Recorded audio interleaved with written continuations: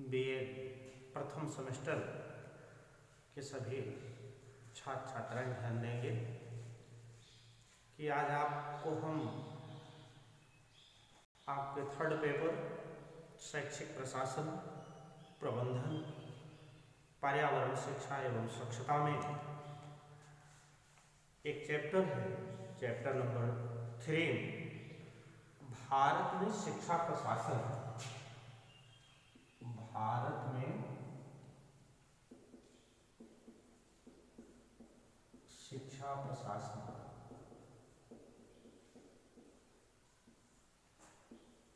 पर हमारी आपकी चर्चाएं होंगी। भारतवर्ष में शिक्षा प्रणाली की नींव अंग्रेजों के जो शासक हैं इनके द्वारा रखे गए। इस प्रणाली का आरंभ 19वीं शताब्दी के प्रारंभ में माना जाता है। वस्तुतः इसकी आधारशिला 1854 के उद्घोषणा पत्र 1854 के उद्घोषणा पत्र द्वारा डाली गई। इस घोषणा पत्र को भारतीय शिक्षा का शिलाधार भी कहा जाता है। भारतीय शिक्षा का शिलाधार, क्योंकि भारत में आधुनिक शिक्षा प्रणाली की नींव इसी उद्देश्य ने ही रखा था। इस घोषणा पत्र में अंकित किया गया कि भारत की जो शिक्षा की जो संरचना है, या जिसको आप ढांचा बोलते हैं, इस प्रकार हो जिसके आधार पर प्राथमिक विद्यालय, फिर मिडिल स्कूल हो, फिर कॉलेजेस हों, फिर विश्वविद्यालय। उड डिस्पैच ने एक ढांचा बनाया उन्होंने। उस ढांचे में उन्होंने सोपान की चर्चा की। उस सोपान में जैसे उन्होंने एक ऐसे सीढ़ी नुमा चर्चा किया, जैसे ये प्राथमिक, फिर ये माध्यमिक, फिर ये उच्च शिक्षा, यानी 1, 2 और 3 की उन्होंने संरचना की बात कही। क्योंकि पहले जो हमारी शिक्षा व्यवस्था थी उसमें 2 तरह की शिक्षा थी, एक प्राथमिक शिक्षा थी और दूसरी उच्च शिक्षा थी। उड डिस्पैच ने कहा कि इस तरह की शिक्षा नहीं ठीक है, बल्कि शिक्षा कैसी होनी चाहिए कि एक सोपान की भांति होनी चाहिए। और उन्होंने एक संरचना बनाया जिसको आप या ढांचा जिसको बोलते हैं, उन्होंने ये बनाया कि पहले बच्चा प्राथमिक पढ़ेगा, फिर माध्यमिक में आएगा, फिर उच्च शिक्षा में वो पढ़ेगा। क्योंकि उन्होंने जिस सीढ़ी को स्थापित करने का प्रयास किया, यद्यप 1854 से अब तक शिक्षा प्रणाली में बहुत कुछ परिवर्तन हो गए हैं। विभिन्न प्रकार के विद्यालयों और कॉलेजों की स्थापना की गई, परंतु प्रारंभिक शिक्षा से लेकर विश्वविद्यालय की शिक्षा के स्तर अभी तक उसी ढंग पर आधारित है जैसा कि उनके घोषणा पत्र में लिखा गया था। और उन्होंने जब हमारे देश में स्वतंत्रता प्राप्त हुई, उसके उपरांत राष्ट्र के जो कर्णधार थे, जो शिक्षाविद थे, उन्होंने हमारी जो शिक्षा की जो व्यवस्था थी, जो संरचना थी, उसमें कुछ परिवर्तन लाना परम आवश्यक समझा।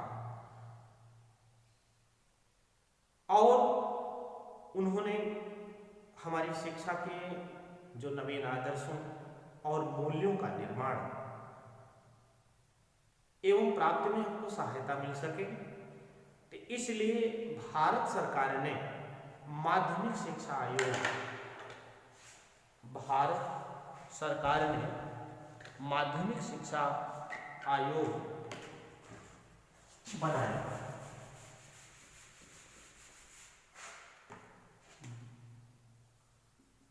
भारत सरकार ने माध्यमिक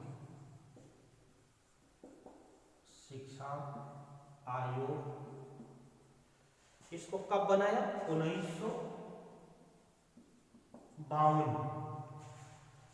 1952 में इस आयोग की नियुक्ति हुई और इसकी अध्यक्षता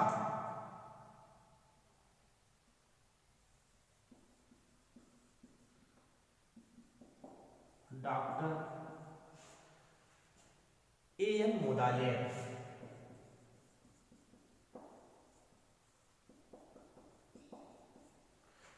मोदालियर ने की थी, इसीलिए इसका नाम क्या रखा गया? मोदालियर आयोग भी कहते हैं इसको, मोदालियर आयोग।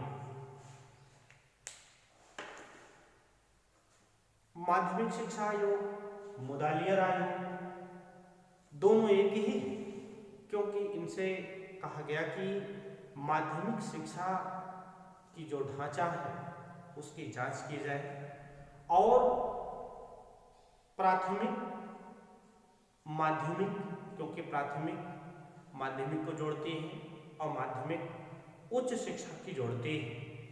आयोग को आवश्यकता अनुसार शिक्षा के क्षेत्रों में अपने विचारों को प्रकट करने के लिए उन्होंने एक नवीन ढांचे का निर्माण किया और जो उन्होंने एक नवीन संरचना बनाई, उस नवीन संरचना में उन्होंने क्लासिफिकेशन किया मोदालियर साहब ने कि जैसे निम्न प्राथमिक स्तर और प्राथमिक स्तर। अब जैसे इसमें निम्न जो प्राथमिक स्तर था उसकी अवधि उन्होंने रखा 3 वर्ष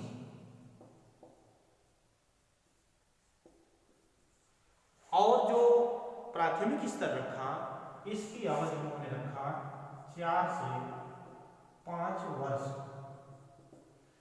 अब इसमें जैसे उन्होंने भी कहा कि जैसे प्राइमरी हो, फिर जूनियर हो, फिर किंडरगार्टन या नर्सरी स्कूल जिसको हम आप बोलते हैं, फिर जैसे इन्होंने ग्रेजुएशन स्तर पर ले आए तो 3 वर्ष, स्नातकोत्तर में 2 वर्ष। अर्थात इस संरचना से ऐसा प्रतीत होता है कि आयोग ने विभिन्न स्तरों के लिए निम्नलिखित सुझाव दिए। उन्होंने कहा कि माध्यमिक शिक्षा की अवधि 7 वर्ष की होनी चाहिए। अब 7 वर्ष कैसे होता है? माध्यमिक जो स्तर है उसका उन्होंने बताया कि माध्यमिक शिक्षा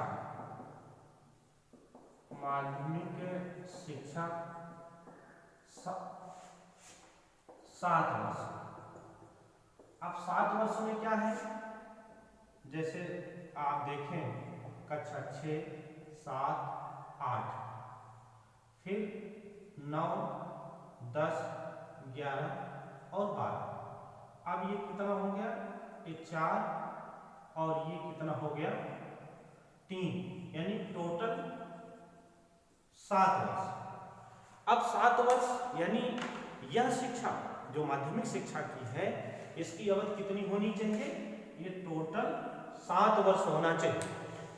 यह शिक्षा जैसे उन्होंने कहा कि माध्यमिक पढ़ने से पहले वो बच्चा प्राथमिक पढ़ेगा तो प्राथमिक जो शिक्षा होगी वो 5 वर्ष की होगी, क्योंकि इसमें आप देखें प्राथमिक शिक्षा 5 वर्ष। इसमें आप देखेंगे कक्षा 1, 2 3 4 5, यानी ये 5 वर्ष, कक्षा 1 से लेके 5 तक। और माध्यमिक शिक्षा को इन्होंने 2 भागों में बांट दिया। जब 2 भागों में बांटा तो ये जो 3 वर्ष हुआ, ये तो 3 वर्ष है, इसको इन्होंने लिख दिया मिडिल स्कूल, मिडिल स्कूल कर दिया। अब जो इसको माना इन्होंने, इसको मान लिया माध्यमिक शिक्षा।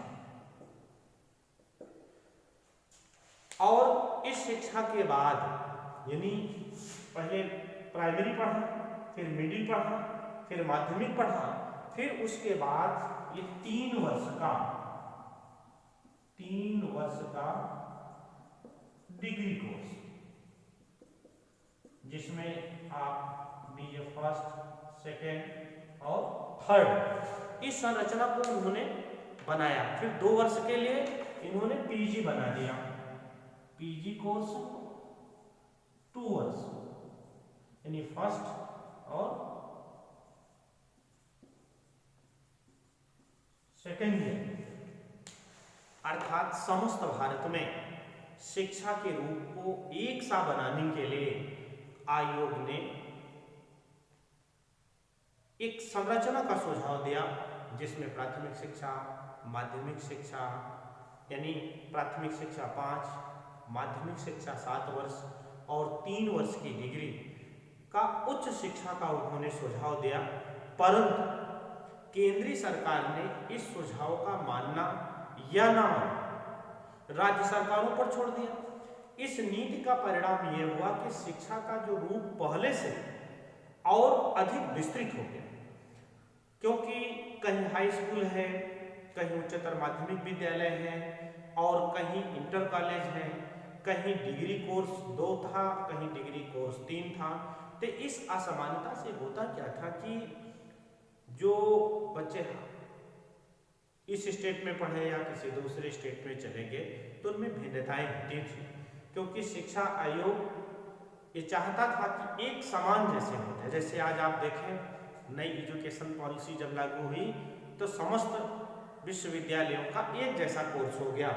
तो यानी मुदालियार साहब भी यही चाह रहे थे कि हमारा एक जैसा कोर्स हो जाए, जिससे हम अपने देश में अपनी शिक्षा व्यवस्था को बहुत अच्छे ढंग से इसको चला सकें।